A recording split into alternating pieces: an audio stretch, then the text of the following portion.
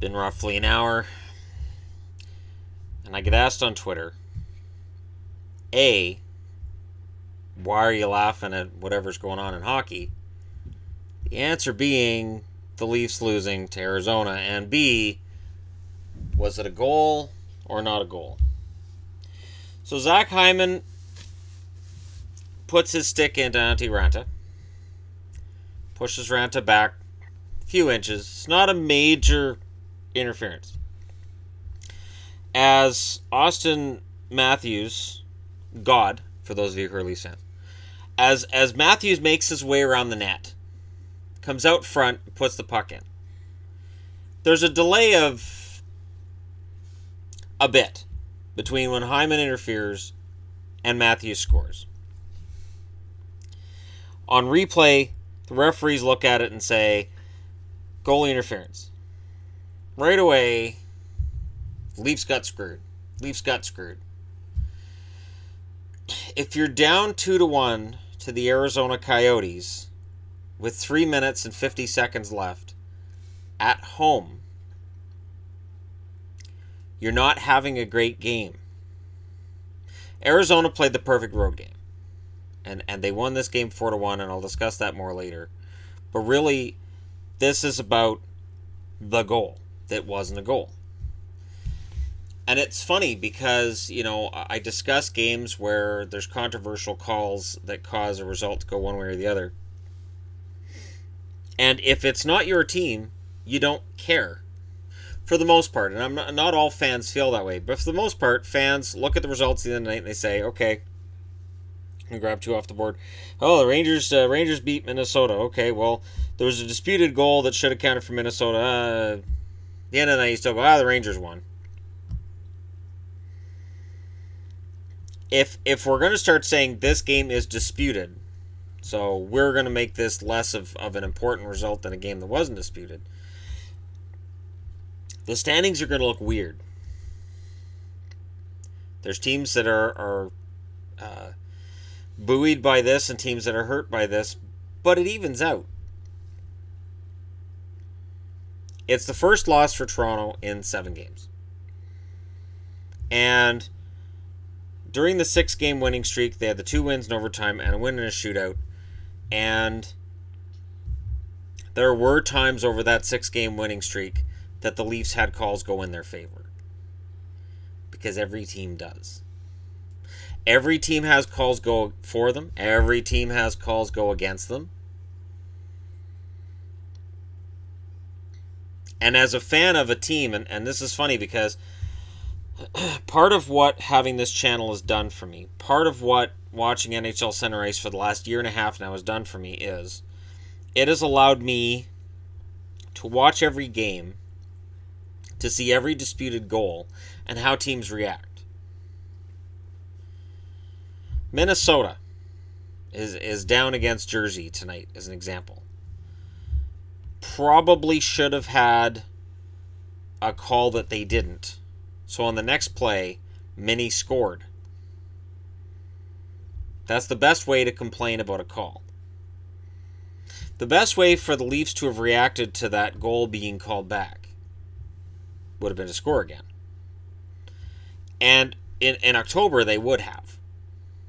In other games during this winning streak, they would have. But they didn't. Coyotes get one in an empty net, and then they score again with 40 seconds left to make the score look a lot more lopsided than it really was.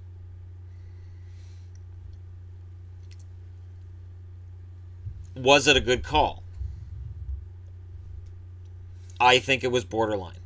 So I am okay with the call either way. Could you argue, well, Ranta reset? Not really. To me, reset is that the goalie gets back to his feet, comes back out, and is set for the play.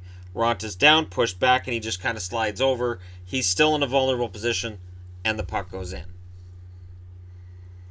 So it all depends on your point of view.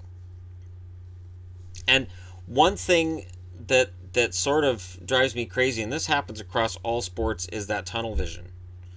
Of the only play that matters to me is the one that favors or hurts my team. I don't care if it favors or hurts anybody else, and I don't care about what goes on in any of the other games. All that matters is what happens to my team. for my team, with my team. And every fan base does it.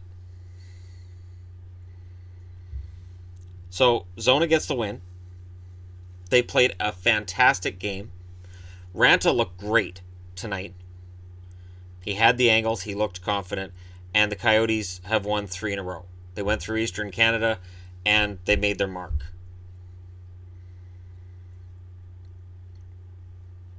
The Coyotes show that they're on their way up, even though they're so far out of the playoffs, they have virtually no chance of making it. They do it while Clayton Keller is not putting up the point totals he was early in the season. Keller had too much responsibility, too much of the team riding on his back. As soon as you have a more spread out attack, the team's record gets better. Keller's stats suffer, but his defensive stats were abysmal as well. So while he was scoring, he was also causing goals to go in at the other end. You cut back his role, you're going to also cut back on the goals against. And Ranta being back makes a huge difference. Ranta's a legit #1 goaltender. And having him out and going with Demang or Wedgwood, that's a huge, huge downgrade. And we can applaud Vegas for what they've done with their 4th-string goaltender. But the truth is, Zona's goaltending without Ranta is just as scary. Wedgwood's half decent. He's better than Demang, but that's faint praise. So, there's my opinion on the non-goal. Was it a goal? No. Should it have been a goal? No. I understand why they counted it, and I understand why they took it back. And if they had counted, I would have gone, all right, I guess they figured that Ranta had enough time to reset. I don't necessarily agree, but fine. But the idea that 2 referees stand there and they look at the play and they go, how are we going to screw the Leafs over? I don't know. Do you want to make this? Do you think this play should be the one that we screwed Leafs over? Yeah, I think we should. We've made their penalty killing horrible tonight. Yeah, I'm really glad we've done that. I'm really glad that in the limited power play opportunities we gave the Coyotes that they were able to capitalize. Oh, absolutely.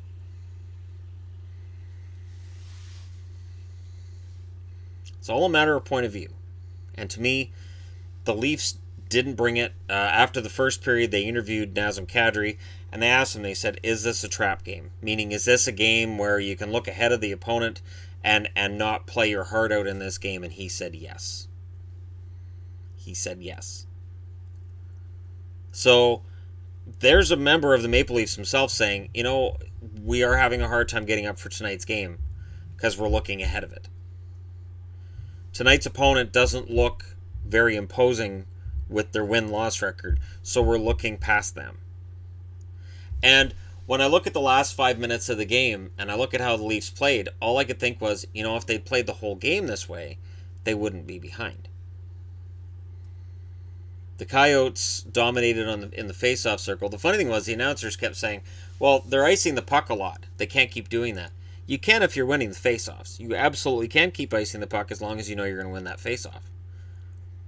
So, there you go. There's my opinion. I know it's not necessarily going to be a popular one. And I did find it humorous. I have to admit I did find it humorous. But, all humor aside, should that goal have been a goal? I'm fine with the referee's call on it. It doesn't bother me. I don't see any bias in the call. And I don't think it would have mattered if it was Anderson. And then people say, well, what about the call that should have been made against Anderson? Yeah. Okay, you might have been able to make an argument for that call on Anderson. He was out of his own net. It was behind the net. I always kind of have... I mean, if you run a goalie over, it's a penalty. But if it's incidental contact, usually it's 50-50 as to whether or not you're going to get that penalty. So, maybe. But, again, I don't look at that play and say, oh, well, that's why the Leafs lost. So, again, you know, I understand Leafs fans are upset. They're angry. That's fine. But the way I see it, Arizona came in, played the perfect road game, and they won it. And full value to them, to Rick Tocchet for finally getting this team turned around, and that they've finally found something that works. Perlini looks great. Perlini looks fantastic. It looks like finally the Coyotes are buying in. And Ekman Larson looked good. Jalmerson got hurt, but finished out the game. Hopefully he's okay, because his health is always a little, because of the way he plays the game, right? And the amount of miles that he's got on the body of his. So let me know what you guys think in the comment section below. Hit like and subscribe if you're browsing your way through. And thank you so much for watching. I'll talk to you again soon.